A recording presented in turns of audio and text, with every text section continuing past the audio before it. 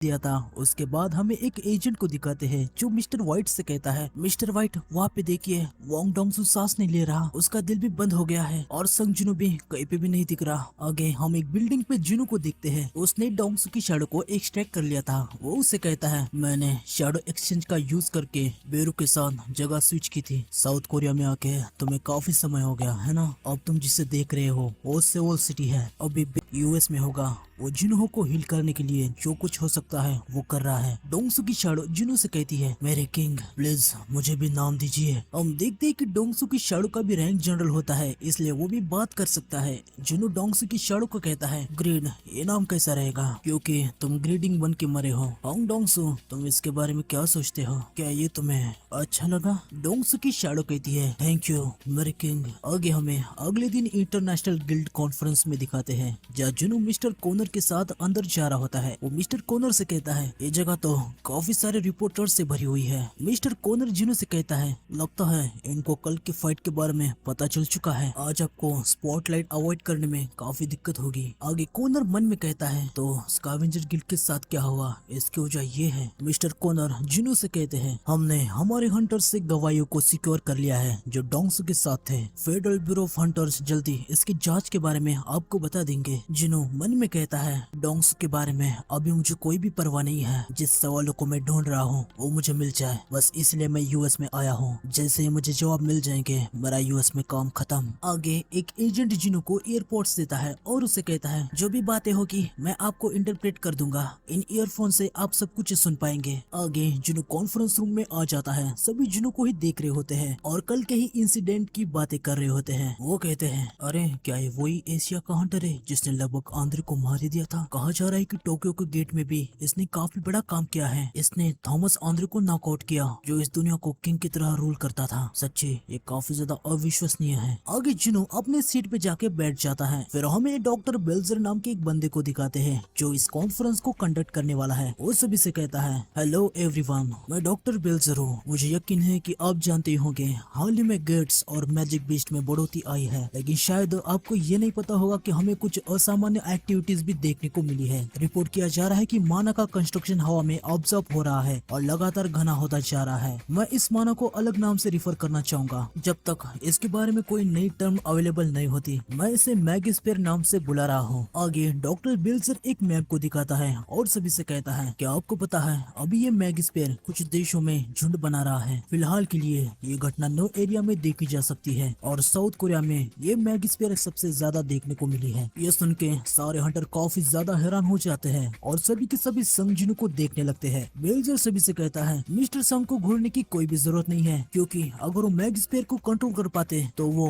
एक हंटर की रैंक से काफी बियॉन्ड होते। जुनू मन में कहता है, नो एरिया, क्या इसका मोनार्क के नंबर से तो कुछ लेना देना तो नहीं? यहाँ पे जो कुछ भी हुआ है इसके बारे में मैं आपको जरा सिंपली बता देता हूँ। नो ऐसी जगह है जहाँ पे काफी ज्यादा पावरफुल माना को डिटेक्ट किया गया है और वो और कहीं नहीं बल्कि सारे मोनार्क है जो अभी धरती पे आए हुए हैं। जिन्हों सभी मोनार्क में सबसे ज्यादा पावरफुल है, इसलिए कोरिया में सबसे ज्यादा स्ट्रॉन्ग और सबसे ज्यादा माना डिटेक्ट किया गया है। आगे बेल्जर कहता है, हमारे पास इस घटना का सामना करने का अभी कोई भी रास्ता नहीं है। वैसे भी इससे क्या दिक्कत हो सकती है इसके बारे में हमें कुछ भी नहीं पता, लेकिन इसका मतलब ये नहीं है कि हम इसे नजरअंदाज कर देंगे। इस दुनिया में जल्दी ही नए बदलाव आने वाले हैं। आगे ब्रेनन वहाँ पे आ जाता है और वो बेल्जर से कहता है, डॉक्टर बेल्जर, क्या आपका प्रेजेंटेशन यही खत्म होता है? बेल्जर ब्रेनन को हाँ कहता है। ब्रेनन कहता है, ठीक है, अब मैं यहाँ से लीड करता हूँ। आगे ब्रेनन सभी से कहता है, यहाँ पे सारे जो हंटर जमा हुए हैं, मुझे उनको एक इम्पोर्टेंट अनाउंसमेंट सुनानी है। मैं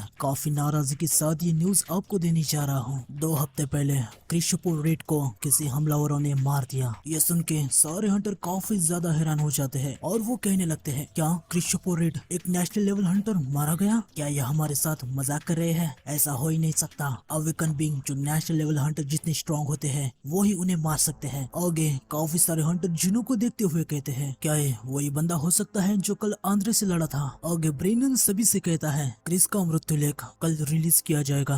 आगे हम देखते हैं कि ब्रेनन संगिलवान इंसिडेंट को सभी को दिखा देता है और वो सभी से कहता है, किसी भी निर्णय पे जाने से पहले अभी जो मैं कहने जा रहा हूँ उसे प्लीज ध्यान से सुनिए। ब्रेनन आगे संगिलवान की दोनों फोटोज को दिखाता है और सभी से कहता है, इसे देखिए, ये सस्पेक्ट यस है। फोटोज को देख के जुनू काफी ज्यादा गुस्सा हो जाता है और वो मन में कहता है, आखिर मेरे ही पापा क्यों? ये डंजन रूलर्स का रियल्म है। जुनू को कामिश की बात याद आ जाती है जो उसने जुनू को बताया था। इस दुनिया में 4 ऐसे लोग हैं जिनको रूलर्स की पावर मिली हुई है। जुनू मन में कहता है, मुझे कोई भी आइडिया नहीं है कि रूलर्स ने क्यों मेरे पापा जैसे दिखने वाले बीस्ट को भेजा है। क्या ये कामिश ने जो कहा था उसके बारे में तो कुछ नहीं है। आगे ब्रेनन सबको बताता है, सस्पेक्ट अमेरिका के एक गेट के अंदर मिला था। उसे मैजिक बीस्ट ठान लिया था जो ह्यूमंस की भाषा बोल सकता है। क्योंकि वो कोरियन बोलता था इसलिए हमने यस रैंक हंटर डोंग्सो और उसकी मीटिंग रख दी थी। लेकिन बातचीत में ही उसने डोंग्सो को नॉकआउट कर दिया और वहां से भाग गया। सस्पेक्ट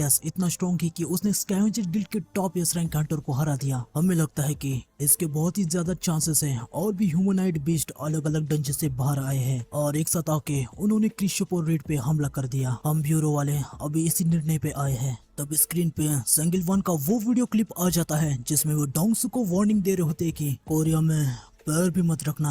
मैं ये अपने बेटे की भलाई के लिए नहीं, तुम्हारी भलाई के लिए कह रहा हूँ। अगर मेरी बात नहीं मानोगे तो मौत के बाद भी तुम्हें शांति नसीब नहीं होने दूंगा। ये देख के जुनू काफी ज्यादा हैरान हो जाता है। वो अपने मन में कहता है, वो कुछ तो कह रहे हैं। जुनू का ब्लैक हार्ट काफी तेजी से धड़कने लगता है। उसके पापा ने जो कुछ भी कहा था जुनू सब कुछ समझ जाता है। जुनू डोंग्स की शाडो यानी ग्रिड को बुलाता है। ग्रिड जुनू को बताता है, आप जो सोच रहे हैं वो बिल्कुल सही है मेरे किंग। जुनू मन में कहता है, वो इंसान डेफिनेटली मेरे फादर ही है। आगे ब्रेनन कहता है, हमने प्लान किया है कि सारी दुनिया की गिल्ड हमें सस्पेक्ट इसको पकड़ने में हेल्प करेंगे। अगर आपको ये इंसान कहीं पे भी दिखे तो प्लीज हमें कांटेक्ट करें। आज के लिए मैं बस इतना ही कहना चाहता हूँ। एक हंटर पूछता है, क्या इसको कोई प्रूफ है कि सस्पेक्ट एक्स कोई इंसान नहीं है? ब्रेनन बताता है, उसके माना का वेवलेंथ बीस्ट जैसा था। अगला सवाल दूसरा हंटर पूछता है, सस्पेक्ट ने कहा था कि वो कोई ह्यूमन है जो डंजन में गायब हो गया था, तो उसने खुद को जो हंटर बताया था क्या वैसा कोई रियल पर्सन है? ब्रेन कहता है, हाँ वो एक रियल पर्सन था। वो हंटर कहता है, तो आपने उस हंटर की आइडेंटिटी रिवील क्यों नहीं की? ये सुन के ब्रेनन कहता है, उसका कनेक्शन किसी से है जो यहाँ पे अभी प्रेजेंट है, तो इसलिए हमने डिसाइड किया है कि हम उसकी पहचान को रिवील नहीं करेंगे। और कोई सवाल? तभी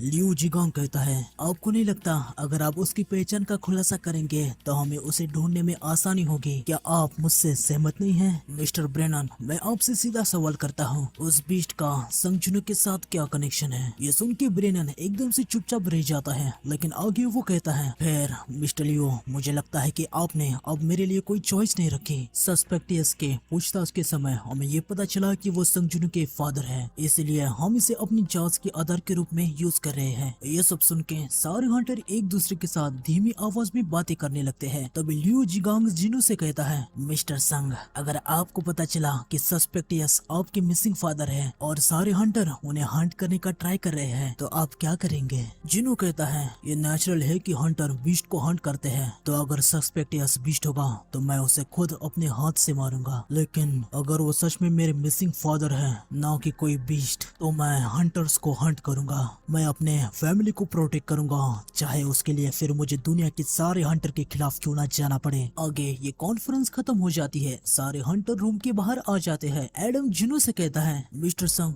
क्या आप सच में वहाँ पे सीरियस थे? जुनू कहता है, हाँ बिल्कुल। आगे एडम कहता है, मुझे तो यकीन नहीं हो रहा कि आपने 500 टॉप रैंकिंग हंटर जो कि 120 देशों से आए थे उनके सामने ये कह दिया। सिर्फ एक ही हंटर है जो ऐसा कर सकता है। जुनू कहता है, और वो कौन है? एडम कहता है, अभी वो हॉस्पिटल में एडमिट है। जुनू समझ जाता है कि एडम आंद्रे की बात कर रहा है। आगे एडम जुनू से कहता है, मिस्टर संग, अभी यहाँ पे दावत है। ब्यूरो ने इसे एक साथ लाने के लिए सच्ची में बहुत ही ज्यादा मेहनत की है। अगर आप बिजी नहीं है तो दूसरे हंटर के साथ डिनर करने का क्या ख्याल है? तभी हम देखते कि वहाँ पे लियो आ जाता है और वो जुनू से कुछ कहता है, पर जुनू को कुछ भी समझ नहीं आता। तभी एडम जुनू को बताता है, वो कह रहा है, चाइना के गेट पे जो जायंट आया था, वो जो आपके हाथ से निकल गया था, उसने उसको हराया है। जुनू एडम से कहता है, क्या आपको चाइनीज भी आती है? एडम कहता है, हाँ मैं एशियन रीजन का चार्ज हूँ तो मुझे ज्यादातर एशियन लैंग्वेज आती है। जुनू एडम से कहता है, ठीक है तो इंटरप्रेट करते रहिए। एडम लियू जिगांग की बातें जुनू को बताने लगता है है वो कहता है जायंट कितने स्ट्रॉन्ग थे। इससे लियो जिंगांग काफी ज्यादा सरप्राइज हो गया था और उसके साथ पानी में फाइट करना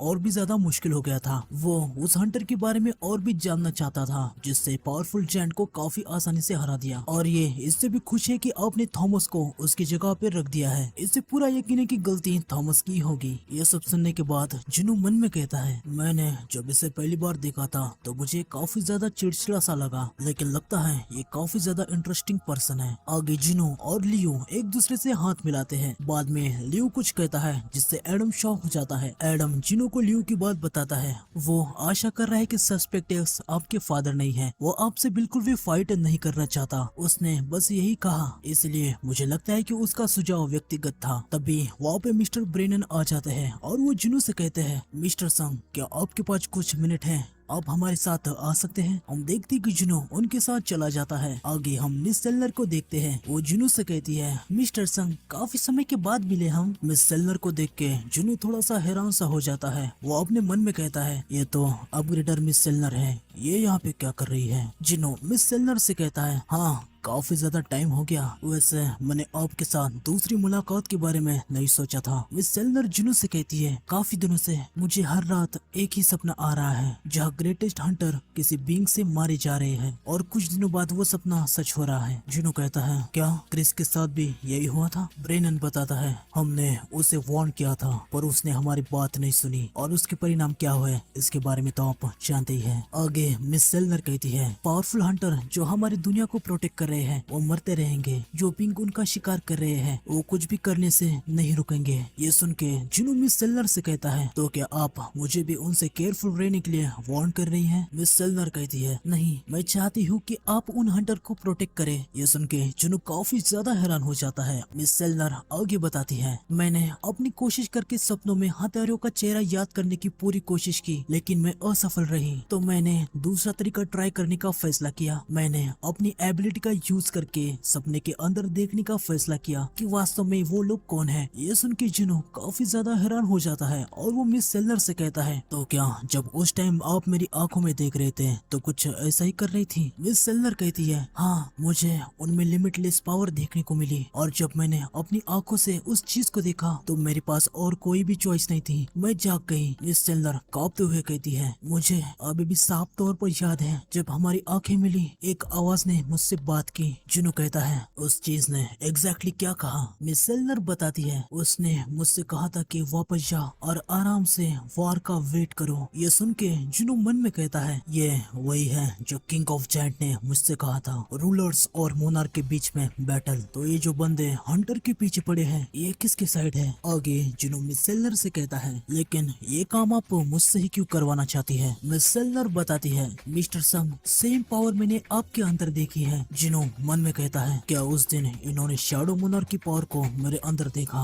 अगर हमलावर जो इनके सपने में आए थे उनके पास भी सेम पावर है, इसका मतलब ये है कि वो मोनार्क हो सकते हैं। ब्रेनन जुनू से कहता है 3 बीइंग्स जो हंटर की कैपेबिलिटीज से काफी ज्यादा आगे हैं, तो उन्हें रोकने के लिए हमें आपके जैसे किसी हंटर की जरूरत है जो बराबर उनके सामने खड़ा हो सकता है। वैसे सच बताओ तो जब हमें कहा गया था कि आप ही हैं जो दूसरे हंटर को प्रोटेक्ट कर सकते हैं तो हमें इस पे जरा सा भी भरोसा नहीं था, लेकिन आपके मिस्टर आंद्रे के साथ की फाइट को देखने के बाद हमारा मन बदल गया। हम ये जानते हैं कि आप हमारे लिए फ्री में काम नहीं करेंगे, हम आपको जो भी चाहिए वो देने के लिए तैयार है। एवन सबसे कीमती ट्रेजर कामिश का रेन स्टोन भी। इस दुनिया में कुछ हंटर हैं जिन्हें ग्रेट ब्लेसिंग मिली हुई है और उनकी पावर्स इस दुनिया को सेफ रखती है, उनके बिना ये दुनिया खत्म हो जाएगी। लेकिन जुनू इनसे कहता है मुझे माफ कीजिए। ये सुन के ब्रेनन काफी ज्यादा पैनिक हो जाता है। वो जुनू से कहता है क्या ये इसलिए तो नहीं है क्योंकि आप आंद्रे से अभी भी काफी ज्यादा नाराज हैं। जुनू कहता है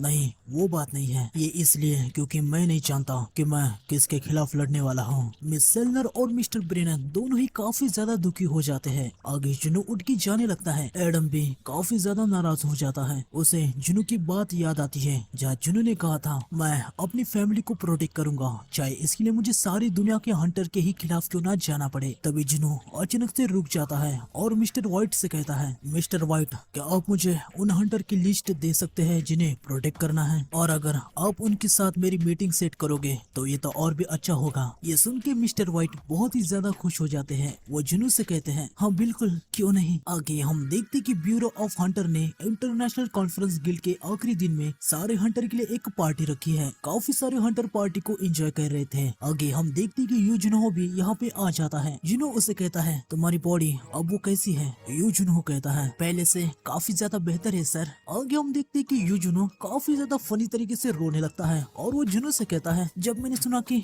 आप मुझे प्रोटेक्ट करने के लिए थॉमस आंद्रे जिसे गोलित कहा जाता है उनसे मिल गए तो मैं काफी ज्यादा खुश हो गया। तीन हंटर्स यूजुनो और जुनो को देखते हुए कहते हैं है वहाँ देखो। दूसरा हंटर कहता है हाँ मैंने देखा, वो बिल्कुल हमारे सामने है पर मैं उसके माना की प्रेजेंस को फील नहीं कर पा रहा। वो अलग ही लेवल पे है। और वो जो दूसरा हंटर उसके साथ है वो वही बंदा है ना जिसको रेस्क्यू करने के लिए वो आंद्रे से लड़ा था। तभी जुनो से बात करने के लिए एक हंटर आ जाता है। वो जुनो से कहता है मिस्टर संग आपसे मिलके अच्छा लगा। मैं एक ऐसी कंपनी का सीईओ हूँ जो मैजिक बीस्ट के डिस्पोजल को निपटाने के लिए स्पेशलाइज है। आपने जो जायंट्स को हंट किया है मैं उनको खरीदने में इंटरेस्टेड हूँ। क्या आप मेरे साथ कुछ देर तक बात कर सकते हैं। जुनो मन में कहता है वाह क्या टाइमिंग है। आगे जुनो हंटर से कहता है मैं ज्यादातर रेड करता हूँ और हमारे वाह क्या टाइमिंग है। आगे जुनो हंटर से कहता है मैं ज्यादातर रेड करता हूँ और हमारे वॉइस गिल्ड मास्टर बिजनेस को देखते हैं। यूजुनो हंटर से कहता है मैं यूजुनो हूँ आजिन गिल्ड का वॉइस मास्टर। हंटर यूजुनो से कहता है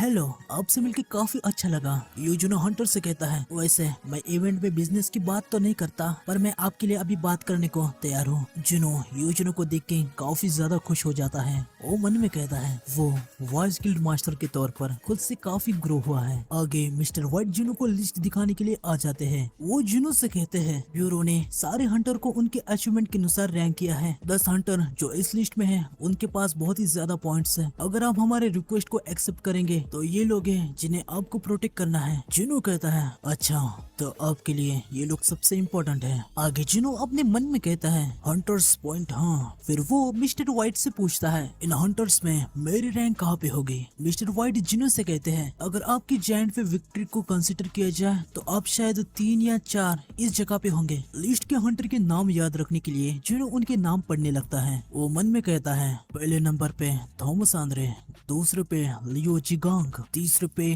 क्रिस्टोफर रीड, चौथे पे सिद्धार्थ बच्चन और पांचवे पे क्या यार ये तो काफी ज्यादा सरदर्द है। मैं अपनी शैडोज को इन सभी पे असाइन करता हूँ जिससे मैं इन सभी के नाम याद रख पाऊंगा। आगे हम देखते कि जुनो इन सभी पे अपनी शैडोज को असाइन कर देता है। जुनो अपने मन में कहता है ऐसा करने से मुझे ये भी पता चल जाएगा कि कौन फ्रेंड है और कौन दुश्मन, और फिर मैं समझ जाऊंगा कि मेरे दुश्मन के साइड से मुझे कैसा लड़ना है। आगे हम देखते हैं कि वहाँ पे आंद्रे आ जाता है। जिनचुल जुनो से कुछ कहने जाता है पर जुनो उसे कहता है इसके बारे में चिंता करने की कोई भी जरूरत नहीं है। आंद्रे जुनो से कहता है मिस्टर संग मुझे तुमसे एक चीज पूछनी है। मुझे कहा गया है कि मेरा हाथ हीलर से ठीक नहीं हो सकता क्योंकि माना का डैमेज वहाँ पे काफी ज्यादा गंभीर है। मेरे डॉक्टर ने भी सेम ही कहा है। फिर भी मेरा ये जो आर्म है वो धीरे धीरे हील हो रहा है। इसे पूरी तरीके से हील होने में थोड़ा टाइम लग जाएगा। उस फाइट में तुम मुझे फिनिश करने के साथ मेरे सारे गिल्ड के मेंबर्स को भी खत्म कर सकते थे पर पूरे जंग में एक भी पर्सन नहीं मारा गया, सिर्फ होंग डोंग्स को छोड़ के जिसने इसकी शुरुआत की थी। तुमने हमारी जान क्यों बख्शी। जुनो कहता है क्योंकि तुम में से किसी ने भी ऐसा क्राइम नहीं किया था जिसके लिए तुम्हें मार देना चाहिए। ये सुन के आंद्रे वहाँ से जाने लगता है और वो जाते हुए जुनो से कहता है ठीक है वैसे मैं होंग डोंग्स के अंतिम संस्कार में जाने के लिए पूरी तरीके से तैयार हूँ। मैं जानता हूँ कि उसने गंभीर क्राइम किया है पर मैं आशा करता हूँ कि इसका अंतिम संस्कार अच्छा हो जाए। और हाँ मेरा हार्ट ठीक होने के बाद कम से कम एक बार साथ में खाना जरूर खाएंगे। अगर तुम मेरे मैनेजर को अपना नंबर दोगे तो मैं कभी भी तुम्हारे कांटेक्ट में रहूंगा। तभी लोरा जुनो से कहती है मिस्टर आंद्रे आपको उनके गिल्ड के मेंबर की जान बख्शने के लिए थैंक्स कह रहे हैं। वो दिखते नहीं लेकिन वो काफी ज्यादा शर्मिले हैं। ये सुन के जुनो काफी ज्यादा हैरान हो जाता है। लोरा आगे कहती है मिस्टर संग अगर आपको कोई भी दिक्कत नहीं है तो क्या आप मुझे अपनी कॉन्टेक्ट डिटेल्स बता सकते हैं। मिस्टर आंद्रे को आपको गिफ्ट देके थैंक्स करने में अच्छा लगेगा तो प्लीज अगर आपको कुछ चाहिए तो बता दीजिए। जुनो कहता है थैंक यू पर मैं ठीक हूँ। लोरा कहती है, आंद्रे अपनी नेचर की वजह से किसी से भी ज्यादा देर तक बात नहीं कर पाते, तो प्लीज आपको जो भी चाहिए मुझे बता दीजिए। जुनू मन में कहता है वो मुझे गिफ्ट देके थैंक कहना चाहता है। जुनू लोरा से कहता है एक अच्छा डैगर बढ़िया रहेगा। ये सुन के लोरा कहती है एक डैगर, मैं समझ गई, आपका शुक्रिया। आगे लोरा वहाँ से जाने लगती है। मिस्टर व्हाइट जुनू से कहते हैं तो अब क्या आप लीस्ट के हंटर से मिलना चाहेंगे? चलिए मैं आपको ले जाता हूँ। जुनू उससे कहता है नहीं, इसकी कोई भी जरूरत नहीं है, लेकिन इनमें से एक यहाँ पे क्यों नहीं दिख रहा? 6th प्लेस वाला हंटर कहाँ पर है? ये सुन के मिस्टर व्हाइट काफी ज्यादा हैरान हो जाते हैं। वो जुनू से कहते हैं आपको कैसे पता चला? कॉन्फ्रेंस के कुछ दिन पहले ही हमारा उनसे कांटेक्ट लॉस्ट हो गया था। ब्राजील की गवर्नमेंट उसे सीक्रेटली ढूंढ रही है, पर वो कहाँ है अभी तक पता नहीं है। जुनू मन में कहता है क्या उन्होंने पहले ही उसे खत्म कर दिया? इसका मतलब अब 7 लोग ही बचे हैं। आगे हमें कोरिया में हंटर एसोसिएशन को दिखाते हैं, जहाँ मिस्टर गो मन में कह रहे होते हैं कितनी अजीब बात है, मेरा दिल जोरों से धड़कने लगा है। मेरे हार्ट के साथ काफी समय से प्रॉब्लम्स है, पर कुछ टाइम से ये बहुत और भी बुरा होने लगा है। क्या मैं अपनी लिमिट तक पहुंच चुका हूं? मेरे डॉक्टर ने मुझे कहा था कि अगर मैं रिटायर नहीं होऊंगा तो 6 महीने के अंदर मारा जाऊंगा, लेकिन 1 साल से भी ज्यादा हो गया और मैं अभी भी यहीं पर हूँ। अगर मैं बस इतना दूर तक ही जा सकता हूँ तो इसके लिए मैं कुछ भी नहीं कर सकता। कम से कम मैं इतनी दूर तक तो आ पाया। मिस्टर गो का टेलीफोन बजने लगता है। वो उसे उठाते हैं और कहते हैं हेलो, कौन? फोन की दूसरी तरफ मिस्टर गो की वाइफ होती है। वो मिस्टर गो से कहती है आज कुछ बुरा तो नहीं हुआ ना? मिस्टर गो उसे कहते हैं बिल्कुल कुछ भी बुरा नहीं हुआ। वास्तव में मैं अभी घर आने के बारे में ही सोच रहा था, लेकिन आगे हम देखते कि मिस्टर गो अचानक से रेज में आ जाते हैं। वो मन में कहते हैं ये क्या था? आगे हम देखते कि वहाँ पे आइस मोनार्क आ जाता है। उसे देख के मिस्टर गो कहते हैं यह कैसे हो सकता है? आइस मोनार्क हंसने लगता है। तो आज के एपिसोड में बस इतना ही, मिलते हैं नेक्स्ट